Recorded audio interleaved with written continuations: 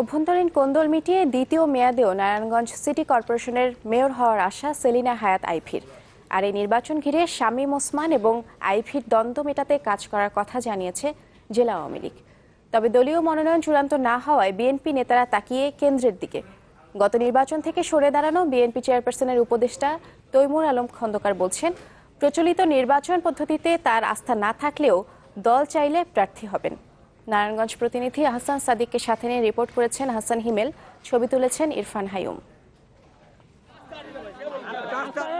2011 সালের Narayanganj city corporation নির্বাচনে দলীয় সমর্থন না পেয়েও মেয়র প্রার্থী হন ডাক্তার সেলিনা হায়াৎ আইভী। চমক দেখান আওয়ামী লীগ সমর্থিত প্রভাবশালী প্রার্থী শামীম ওসমানকে হারিয়ে। মাঝখানে 5 বছরের ব্যবধান, এর মধ্যে বদলেছে অনেক কিছু। স্থানীয় আওয়ামী লীগের বাছাই তালিকায় না থেকেও কেন্দ্রের সিদ্ধান্তে দলীয় মনোনয়ন নিয়ে এবার নির্বাচনের মাঠে আইভী। প্রথমবারের মতো সিটি কর্পোরেশন নির্বাচনে লড়বেন নৌকা প্রতীকে। আমার বাবাও নৌকা নিয়ে নির্বাচন করেছিলেন 1978 সালে। সেই সময় সেই ছোটবেলা থেকেই তো নৌকা করে আসছি। তো এবার আমার ভীষণ ভালো লাগছে যে আমি নৌকা প্রতীকে প্রথম নির্বাচন করতে যাচ্ছি। এবং কোন্দল মিটিয়ে সবাইকে সাথে নিয়েই ভোটের মাঠে নামার ঘোষণা তার। ভুলতে চান অতীত। কথাই বলতে চাই, নারায়ণগঞ্জের তৃণমূল নেতাকর্মীদের মধ্যে কোনো বিভেদ নাই।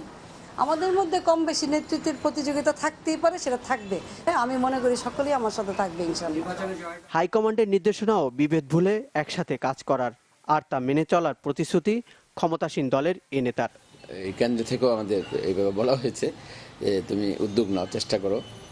আমি চেষ্টা করব উভয় পক্ষ যাতে একসঙ্গে মিলে কাজ করে, এবং মাননীয় যিনি মেয়র পদে আবার প্রার্থী হলেন তারও উচিত হবে সবার সঙ্গে যোগাযোগ করা। আইভীকে দল থেকে মনোনয়ন দেওয়ায় উচ্ছ্বাস তৃণমূলে। তারা বলছেন যোগ্য প্রার্থীকেই বাছাই করেছে দল। মনের স্পন্দন বুঝতে পেরেছেন বলেই আজকে মেয়র আইভীকে উনি পুনরায় নমিনেশন দিয়েছেন এবং তাকে নৌকা প্রতীক দিয়েছেন। তো সবার মনে আইভী পারে মুষ্টিমে কিছু কম হইতে পারে। এই জায়গায় নানুশবাসী শেখ হাসিনার কাছে চিরকৃতজ্ঞ। কেন্দ্রের সিদ্ধান্তে নির্বাচনে যাবে বিএনপি, তবে প্রার্থী এখনো চূড়ান্ত নয়। দলীয় সিদ্ধান্তে গত নির্বাচন থেকে সরে দাঁড়ান তৈমুর আলম খন্দকার। তিনি বলেন, নির্বাচন কমিশনের উপর আস্থা না থাকায় এবার লড়তে আগ্রহী নন, তবে দল চাইলে প্রার্থী হবেন। একটা সাংবিধানিক চেয়ারে থেকে যে নির্বাচন সুষ্ঠু হয়েছে, তখন এই নির্বাচনী ব্যবস্থার প্রতি কোনো আস্থা থাকে। এই জন্য ব্যক্তিগতভাবে আমার অনীহা আছে, কিন্তু ম্যাডাম যাকে বলবে তার পক্ষে আমি নির্বাচন করব।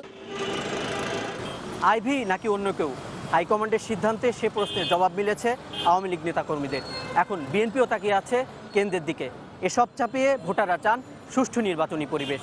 আহসান হিমেল, চ্যানেল 24, নারায়ণগঞ্জ।